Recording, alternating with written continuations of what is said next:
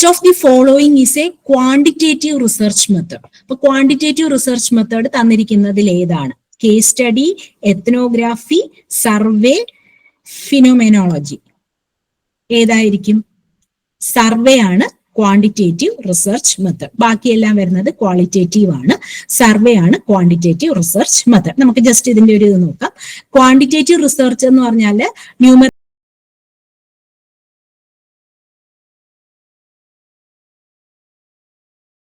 ഡേറ്റയുടെ collection and analysis ആണ് quantitative research എന്ന് പറയുന്നത്. Pattern identification, hypothesis testing, prediction make ചെയ്യാനാണ് ക്വാണ്ടിറ്റേറ്റീവ് റിസർച്ച് യൂസ് ചെയ്യുന്നത്. അപ്പോൾ ഞാൻ നേരത്തെ പറഞ്ഞ പോലെ ആദ്യത്തെ കേസ് സ്റ്റഡി ക്വാളിറ്റേറ്റീവ് മെത്തേഡാണ്, എത്നോഗ്രാഫി ക്വാളിറ്റേറ്റീവ് മെത്തേഡാണ്, ഫിനോമെനോളജിയും ക്വാളിറ്റേറ്റീവ് മെത്തേഡാണ്. അപ്പൊ സർവേ മാത്രമേ ക്വാണ്ടിറ്റേറ്റീവ് മെത്തേഡായിട്ട് വരുന്നു. Next, component of research design that outlines how data will be collected. എങ്ങനെ ഡേറ്റ കളക്ട് ചെയ്യും എന്നുള്ള റിസർച്ച് ഡിസൈൻ കോമ്പോണന്റ് ഈ തന്നിരിക്കുന്നതിൽ ഏതാണ്? Sample, data strategy, methodology, population. അപ്പൊ ഇത് ഏതായിരിക്കും ആൻസർ വരുന്നത്? മെത്തഡോളജിയാണ്. കാരണം എങ്ങനെയാണ് ഡേറ്റ കളക്ട് ചെയ്യുന്നത് അത് മെത്തഡോളജിയാണ്. ഓക്കെ, അപ്പൊ സാമ്പിൾ എന്ന് പറഞ്ഞാൽ പോപ്പുലേഷന്റെ സബ്സെറ്റ് ആണ് റെഫർ ചെയ്യുന്നത്. ഡേറ്റ സ്ട്രാറ്റജി എന്ന് പറഞ്ഞാൽ ഈ പറയുന്ന പോലെ അതൊരു റിസർച്ച് ഡിസൈനിൽ വരുന്ന ഒരു ടേം അല്ല ഡേറ്റ സ്ട്രാറ്റജി. മെത്തഡോളജിയാണ് നമ്മൾ എന്ത് മെത്തേഡ് യൂസ് ചെയ്തിട്ടാണ് ഡേറ്റ കളക്ട് ചെയ്യുന്നു, ഡേറ്റ അനലൈസ് ചെയ്യുന്നു എന്നുള്ളത് ഡിഫൈൻ ചെയ്യുന്നത് മെത്തഡോളജിയാണ്. അപ്പോൾ overall strategy used in A project, അതിനെയാണ്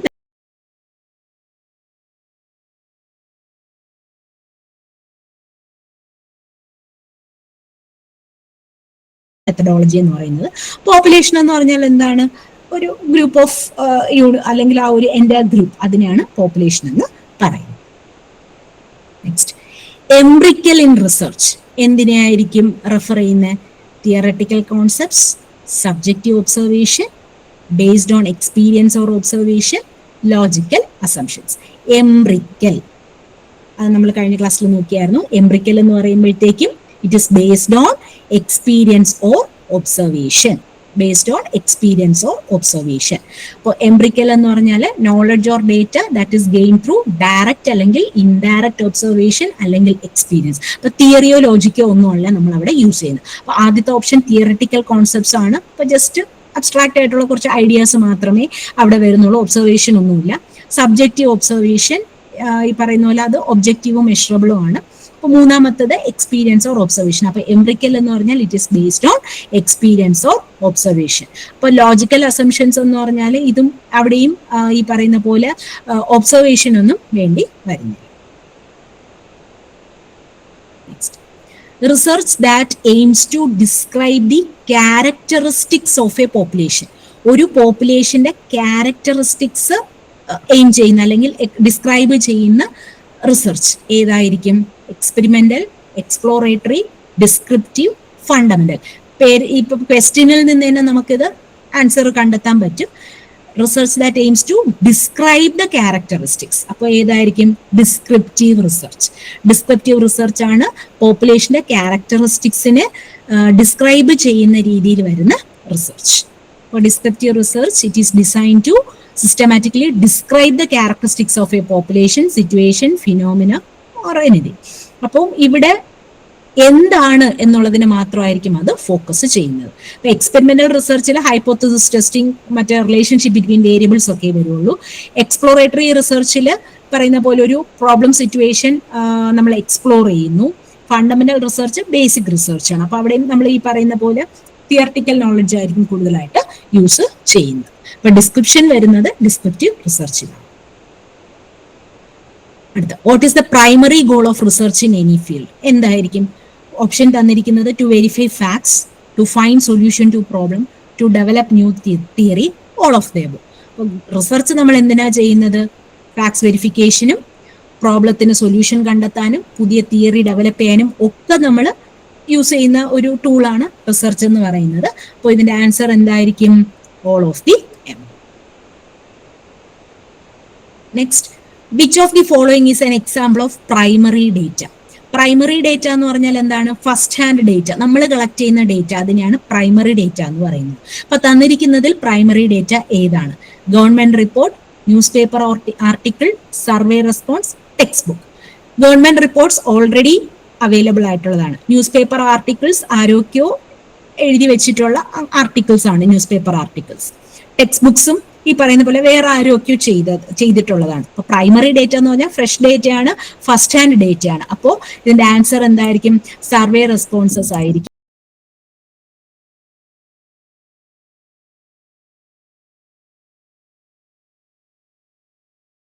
ഇതിന്റെ ആൻസർ ആയിട്ട് വരുന്നത്. ഓക്കെ, അപ്പൊ പ്രൈമറി ഡേറ്റ എന്ന് പറഞ്ഞാൽ data collected first hand by the researcher specifically for the study. നമ്മൾ സ്റ്റഡിയിലേക്ക് ആവശ്യമായിട്ടുള്ള ഡേറ്റ നമ്മൾ കളക്ട് ചെയ്യുന്നതിനെയാണ് പ്രൈമറി ഡേറ്റ എന്ന് പറയുന്നത്. ഒറിജിനലും സോഴ്സിൽ നിന്ന് ഡയറക്ട്ലി കളക്ട് ചെയ്യുന്നതുമാണ്. ഞാൻ പറഞ്ഞ പോലെ എയും ബിയും ഡിയും ഈ 3 ഓപ്ഷനും സെക്കൻഡറി ഡേറ്റയാണ്. സർവേ റെസ്പോൺസ് മാത്രമേ നമ്മൾ ഡയറക്ട്ലി പോയി സർവേ ചെയ്ത് കളക്ട് ചെയ്യുന്നു. സോ അത് മാത്രമാണ് primary data. Research that investigates the cause effect relationship ഏതായിരിക്കും? Exploratory, correlational, experimental, qualitative research. Cause effect relationship investigate ചെയ്യുന്ന റിസർച്ച് അതേതായിരിക്കും? എക്സ്പെരിമെന്റൽ റിസർച്ച് ആണ്. എക്സ്പെരിമെന്റൽ റിസർച്ച് ആണ് വേരിയബിൾസ് തമ്മിലുള്ള ആ ഒരു കോസ് ഇഫക്റ്റ് റിലേഷൻഷിപ്പ് എക്സ്പ്ലെയിൻ ചെയ്യുന്നത്, കൂടുതലായിട്ട് എക്സ്പ്ലെയിൻ ചെയ്യുന്നത്. എങ്ങനെ? ഒന്നോ അതിൽ കൂടുതലോ വേരിയബിൾസിനെ മാനിപ്പുലേറ്റ് ചെയ്ത് അതിന്റെ effect on another variable analyse ചെയ്യുന്നത് എക്സ്പെരിമെന്റൽ റിസർച്ചിലാണ്.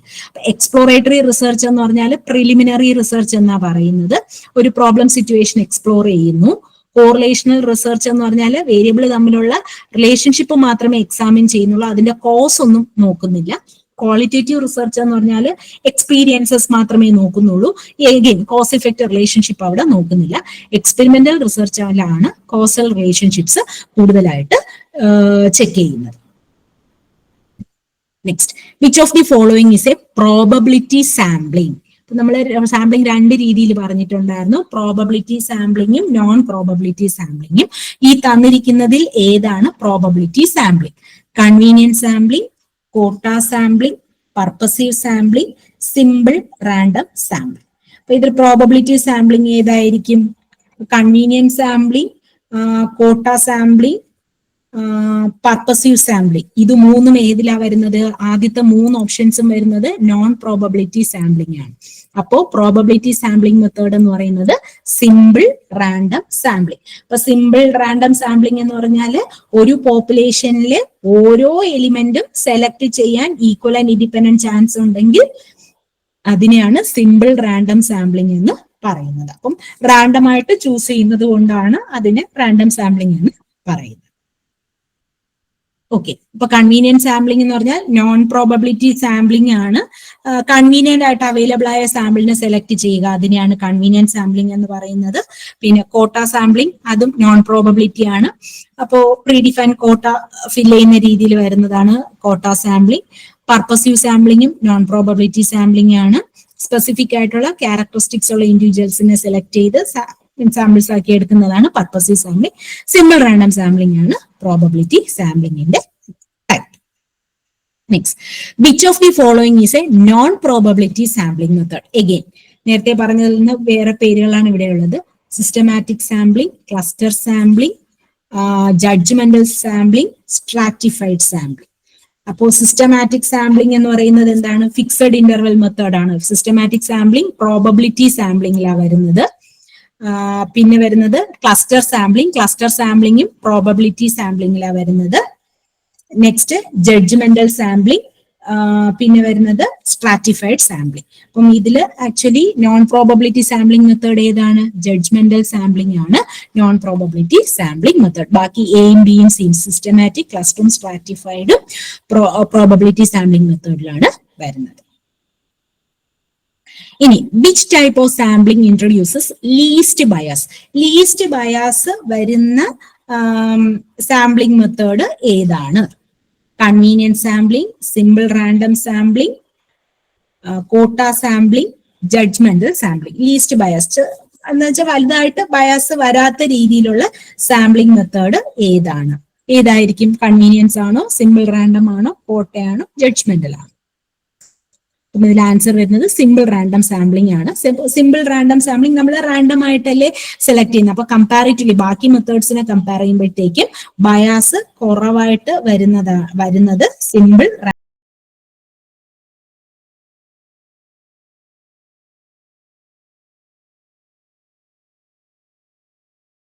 റാൻഡം സാമ്പിളിംഗ് ആണ്. പിന്നെ what is a hypothesis? Hypothesis എന്താണ്? Random guess, proven fact, a testable statement about the relationship between variables, statistical error. A hypothesis എന്തായിരിക്കും? What is a hypothesis? It is a testable statement about the relationship between the variables. അപ്പോൾ option C ആണ് answer. അതൊരു testable statement which explains the relationship between variables. It's a proposed explanation made on the basis of limited evidence which is testable through research. Test ചെയ്യാൻ പറ്റുന്ന ആ ഒരു ഇതാണ്. So variables തമ്മിലുള്ള relationship പറയുന്ന ഒരു ടെസ്റ്റബിൾ സ്റ്റേറ്റ്മെന്റ് ആണ് ഹൈപ്പോത്തസിസ് എന്ന് പറയുന്നത്. ഇനി null hypothesis usually states that there is a significant relationship, there is no difference or effect, research is valid, sampling was biased. നമ്മൾ null hypothesis നോക്കിയിട്ടുണ്ടായിരുന്നു. null hypothesis എന്താ പറയുന്നത്? ഏതായിരിക്കും ഓപ്ഷൻ? ഓപ്ഷൻ ബി ആയിരിക്കും. ഡിഫറൻസും ഇഫക്റ്റും ഒന്നുമില്ലാത്തതാണ് null hypothesis. Okay, അപ്പോ there is no difference or effect. Null hypothesis states that there is no effect, no difference, no relationship between variables. പിന്നെ test used to compare means between two independent group. രണ്ട് independent group തമ്മിലുള്ള ആ ഒരു comparison നടത്തുന്ന test ഏതാണ്? chi-square test, ANOVA, independent sample test, Z test. രണ്ട് variable ആണ്. രണ്ട് വേരിയബിൾ അല്ല, രണ്ട് ഇൻഡിപെൻഡന്റ് ഗ്രൂപ്പാണ്. ഏതായിരിക്കും? ഇൻഡിപെൻഡന്റ് സാമ്പിൾ ടി ടെസ്റ്റ് ആണ്. ടി ടെസ്റ്റ് യൂസ് ചെയ്തിട്ടാണ് രണ്ട് ഇൻഡിപെൻഡന്റ് ഗ്രൂപ്പുകൾ തമ്മിലുള്ള കമ്പാരിസൺ നടത്തുന്നത്. ടി ടെസ്റ്റ് ആണ് അതിനു വേണ്ടിയിട്ട് യൂസ് ചെയ്യുന്നത്. ടി ടെസ്റ്റ് ആണ്.